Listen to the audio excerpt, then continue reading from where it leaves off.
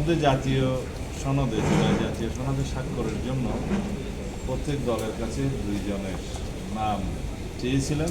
আমরা আমাদের দলের পক্ষ থেকে 2 জনের নাম প্রেরণ করেছি পত্রযোগে, সেটা আরও 2 দিন আগে।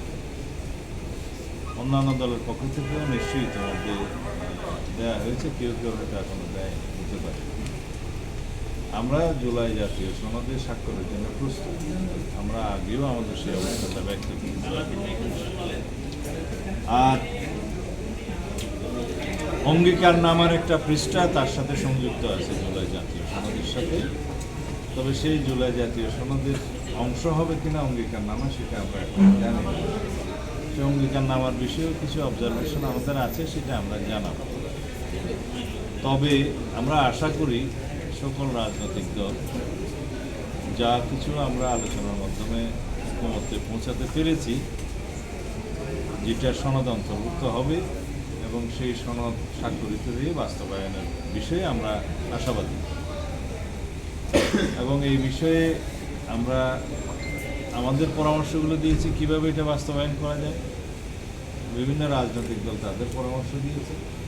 বিগত দিনের আলোচনায় যে সমস্ত পন্থা বিভিন্ন রাজনৈতিক দলের পক্ষ থেকে উত্থাপন করা হয়েছে, তার পরিপ্রেক্ষিতে আমাদের জবাব আমরা দিয়েছি, সেটা আপনারা নিশ্চয়ই দেখেছেন, সেটা মিডিয়াতে আছে বিস্তারিত।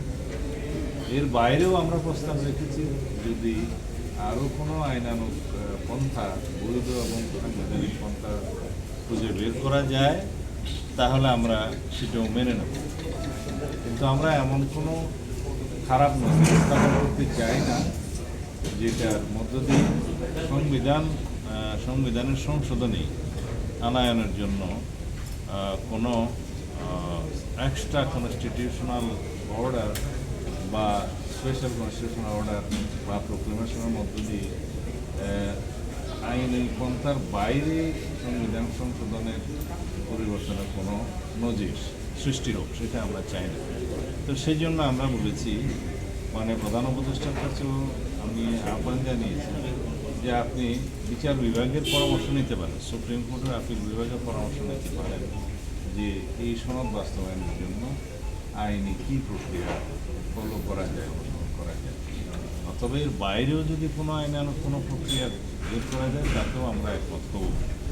কিন্তু যেই জুলাই সনদটাকে আমরা জাতীয় ঐক্যমত্যের ভিত্তিতে প্রণয়ন করছি, এটা একটা জাতীয় গুরুত্বপূর্ণ দলিল, রাজনৈতিক দলিল এবং সাংবিধানিক দলিল।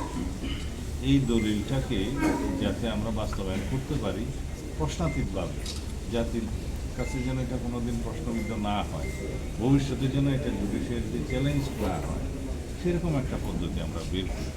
সেই জন্যে আমি এখানে সুপ্রিম কোর্টের মতামতের জন্য আজকে আহ্বান জানিয়েছি যে মতামত নিতে পারবেন। এবং দ্বিতীয় মতামত দিয়েছি মাননীয় প্রধান উপদেষ্টা, আপনি নিজের দরকার হলে ছোটো ছোটো মিটিং করে রাজনৈতিক দল সমূহের সাথে কীভাবে এটা বাস্তবায়ন করা যায় সেই বিষয়ে আপনি ঐক্যমত্যে আনতে পারেন, সেই এখতিয়ার আপনার আছে। আপনি আহ্বান জানালে আমরা সবসময় আসবো। এই ছিল আমাদের আজকের বক্তব্য। দেখা যাক, আমাদের আলোচনা আরও চলবে।